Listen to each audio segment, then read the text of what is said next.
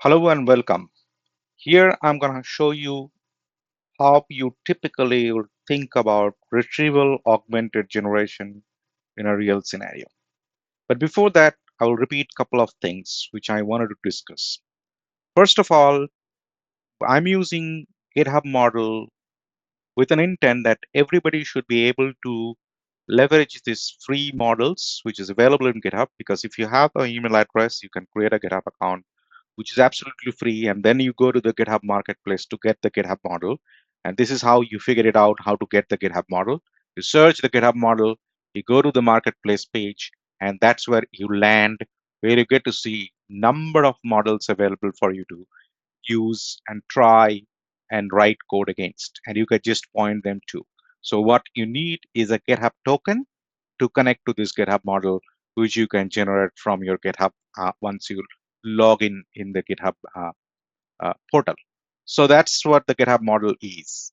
Now, if I take you back directly to my code, what I'm going to do is that I'm going to use this GitHub model. So you need this URL, models.github.ai inference, where the model runs, and you get to know about it in the code available each of the model GitHub provides. So you can copy from there, and the token which you generate.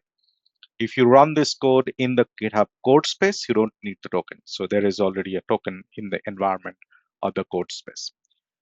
And then you have this client, which is an OpenAI SDK. So I'm just opening a client with a base URI and the key, and then providing the model later on. So if I'm doing embedding, I use this embedding model.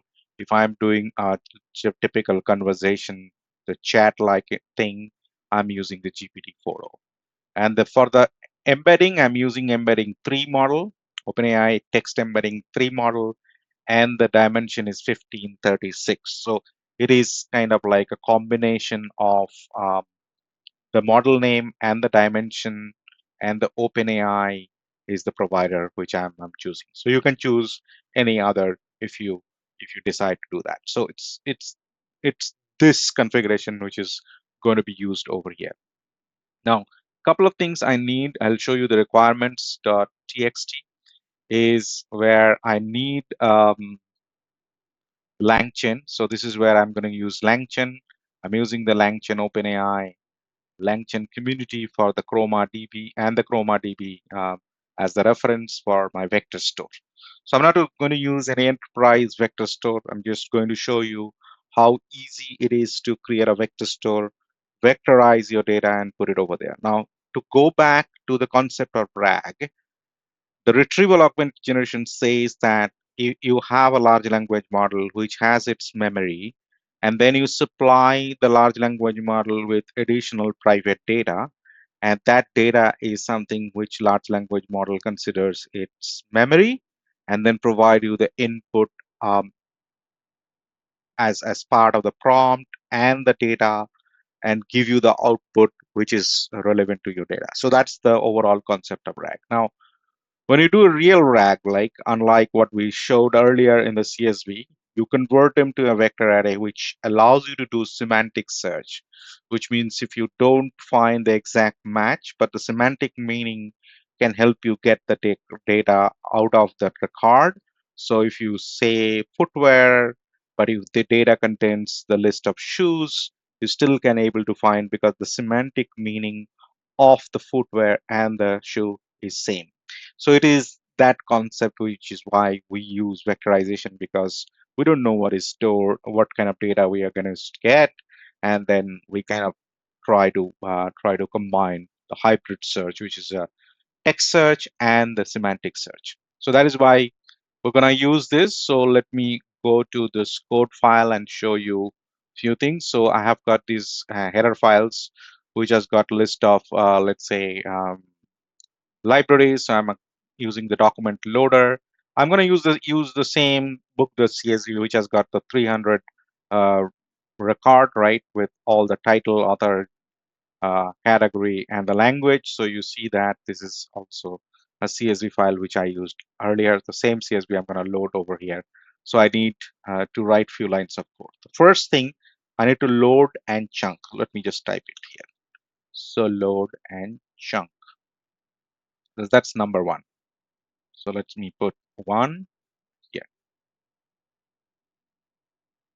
one here, right? So load and chunk is kind of going to load the thing. So let me say loader or to text loader. And this is where I just need to pass books.csv. So you need to make sure that you are providing the right file name with the correct path. And after that, I'm going to say document. So I'm going to load them. I could do that in the same line, but I'm just going to make it easily understandable, just hence putting extra line and then loading one by one. Now I'm going to use the text splitter. So I'm going to decide a strategy. What will be the length of text which I'm going to embed? So when I embed, I can embed a single word, a single sentence, a set of sentences. That depends on what is the strategy I want to do that. So I'll say text splitter is the text I'm going to get, and then use this character text splitter. Yes, I was waiting for this help to come. And then I say chunk underscore size. That's something. Yes, chunk underscore size equal to 1000. And then I'm gonna get this chunk overlap. So that I could decide, let's say, take 1000 characters and then overlap with 10. So my next one will start from 990 and then take, so a little bit of overlap, a repeat sort of thing. So I'm just going to not waste space here. So I say chunk overlap equals to 0. So that's what I have uh, just mentioned over here, chunk size and then chunk overlap. And then I'm going to get the text using the text splitter.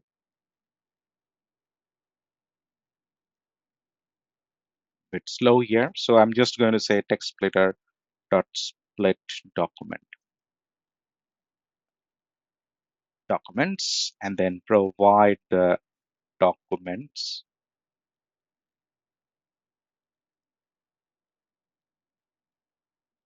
That's the name of the documents. Okay, so this is what I'm going to get. So I'm going to get the split text. Now here is where I'm going to use the embedding. So I'm going to do the embedding of the data, which is my CSV data, right? So in my previous video where I showed you how to do the embedding, same thing, I'm going to do that. I'm going to say embeddings. I could do a spelling mistake, so but just be careful about it. So open AI should show me. Come on. Yes. And then I'm going to get this base URL equals to util. That's where my base URL is mentioned. And then I'm going to get API key and I'll say util.api key. And then I'm going to say model. And then I'm going to use this util.model name. This is where I'm going to use the embedding model, not the model, chat model. So I'm saying embedding model name, and also I need to provide the dimension.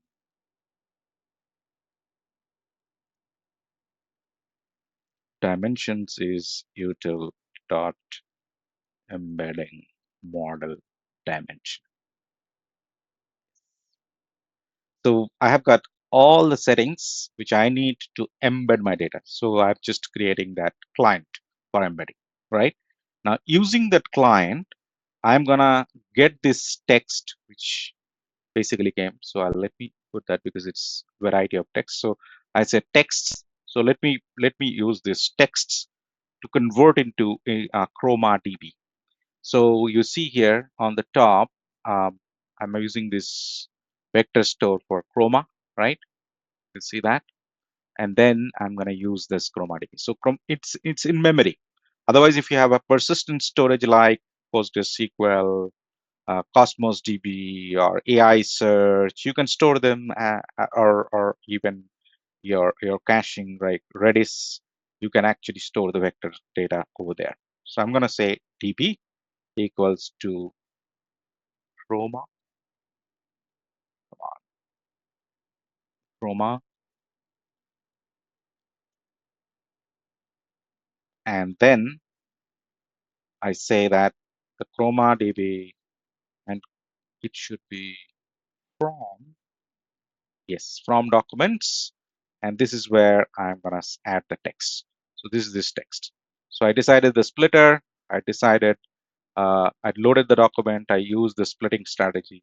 I passed the document. The text is now an array format in chunks.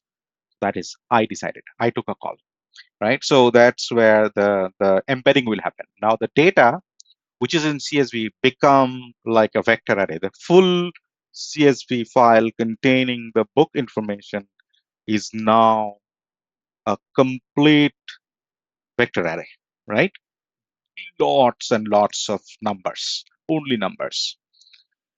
Now, if I just go here now, write a little bit of, let's say now this is stage number 3, where I'm going to use the Langchain LLM to retrieve. Okay, so I'm just going to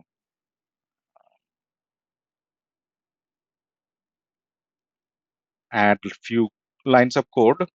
So I'm say QA chain. So Langchain works on chain, so it's using the variable chain, makes us a little comfortable.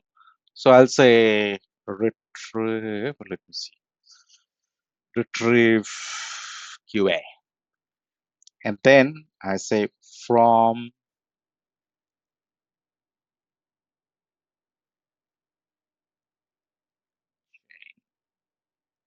type. So if I just type this, okay, and then here I'm gonna provide this OpenAI client where I need to provide this thing. So I can say LLM, that's the parameter, and here I can say util dot client. Yes. So the LLM, let me show you. So the LLM is the base URL, API key, and I also need a model. So this client may not work. So let me just go back.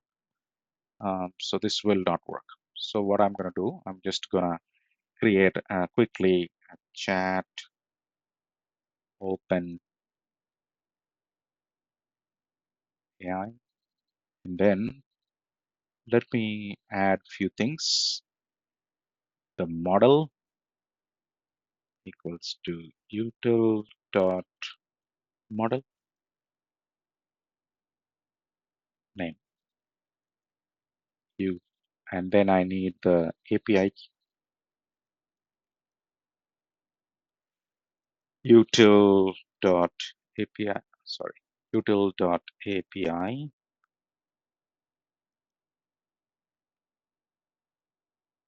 Okay, and then I need base URL. So in my util, I only have API key and base URL, do not have model. So I just wanted to do it right over here. So I'll say util dot base URL.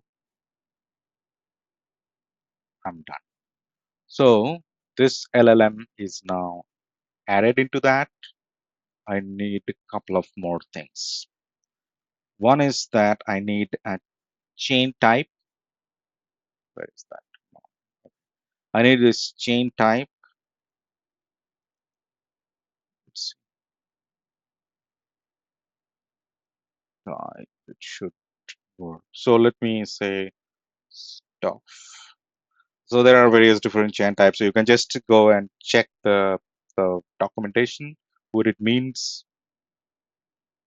Retriever is db dot,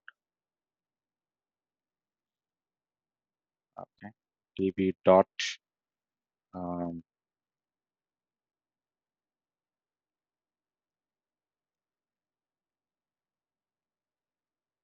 open close. So good, all good. Now if I go down and write few lines here, I say response UA chain, the chain I created, and then invoke to initialize that. And here is where your prompt is. What does the document say about adventure? Okay, this is the question typically user will ask. So you'll have a prompt to ask this. And then the output is response and the response of the result. That's what the output should look like. Now this is what it is. So let me just quickly check. If everything is fine, it should run the code. But in case it doesn't, we'll figure it out. Okay, so let me